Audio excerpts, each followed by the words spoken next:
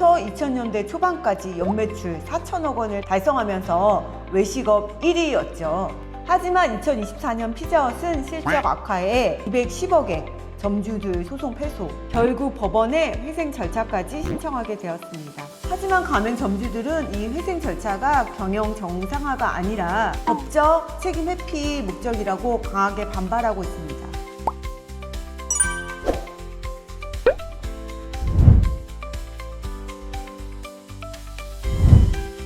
안녕하세요. 프랜차이즈 알려주는 푸차 언니 염혜단입니다.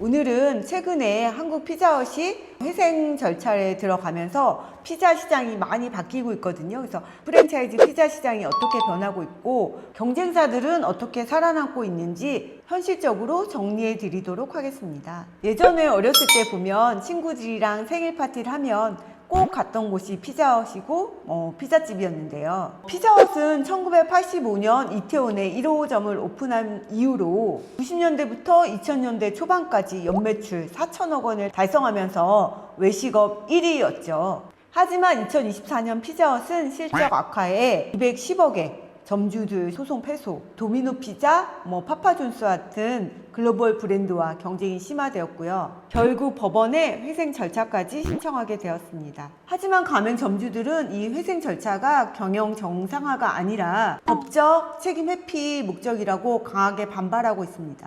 전국에 약 330개 피자헛 매장은 여전히 정상 영업 중에 있는데요. 소비자들은 계속 주문할 수 있지만 매장에는 불안감이 감돌고 있습니다. 왜 이렇게까지 피자헛이 힘들어졌을까요? 그 이유를 세 가지로 한번 생각해 봤는데요. 첫 번째는 고급 이미지에서 가성비 경쟁을 하고 있다는 거고요.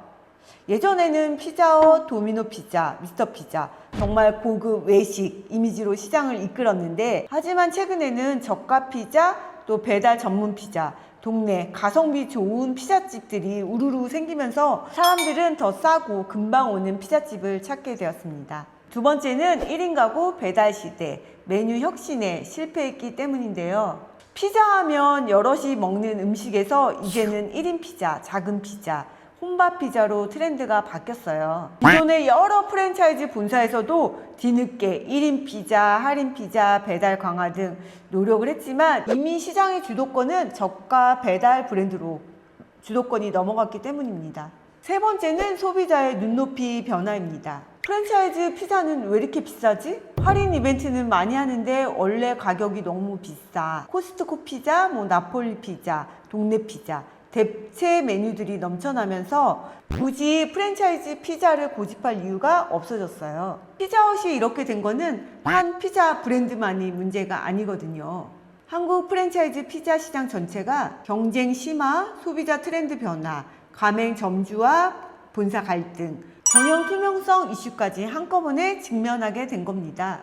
실제로 미스터 피자, 도미노 등은 저가 메뉴, 배달 전문화, 1인 세트, 콜라보 메뉴 등 다양한 변신을 시도하고 있어요. 거기에 일부 프랜차이즈 가맹 본사들은 차액 가맹금 반환 소송, 그다음에 경영 투명성 논란 등으로 점주와의 갈등이 잦아지고 있습니다. 그럼 앞으로 프랜차이즈 피자 시장은 어떻게 하면 될까요? 세 가지를 말씀드리도록 하겠습니다. 첫 번째로 저가 배달 시장 중심으로 재편이 필요해 보입니다. 가성비 빠른 배달, 1인 메뉴, 분위기 차별화 이런 게 없으면 살아남기 어려운 시대가 됐습니다. 두 번째는 브랜드 신뢰와 경영 투명성 강화가 필요하고요. 차액 가맹금, 유통 마진 같은 본사 점주 갈등이 반복되면 브랜드 신뢰는 바닥으로 떨어지기 때문에 투명한 본사만 살아남지 않을까 예상합니다. 세 번째는 경쟁사 기회, 시장 다변화입니다. 피자헛 위기 때문에 도미노, 파파존스, 기존의 대형 프랜차이즈 업체보다 노모 피자, 곱피자 등 차별화된 컨셉을 가진 브랜드들이 수익을 볼 수 있다는 분석도 있어요. 이젠 우리 브랜드만의 이유가 명확한 업체만 살아남는 구조가 되었습니다. 프랜차이즈 피자, 이제는 차별화가 답입니다. 이제 피자 시장은 기존 방식으로는 안 되고요. 가성비, 배달, 1인 메뉴, 메뉴 혁신, 경영 투명성, 점주와의 신뢰, 이 모든 게 갖춰졌을 때 피자 시장에서 살아남을 수 있습니다. 도미노 피자 같은 정통 브랜드도 완전히 새로운 방향, 왜 우리 집 피자를 먹어야 하는지 그 이유를 명확하게 제시해야 하는 시대입니다.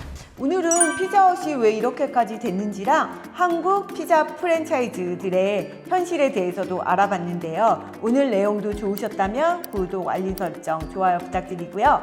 창업 관련돼서 궁금한 점이 있으면 언제든지 댓글 남겨주시기 바랍니다. 프랜차이즈 알려주는 피차 언니는 다음 시간에 더 알찬 정보로 찾아오도록 하겠습니다. 다음 시간에 다시 만나겠습니다.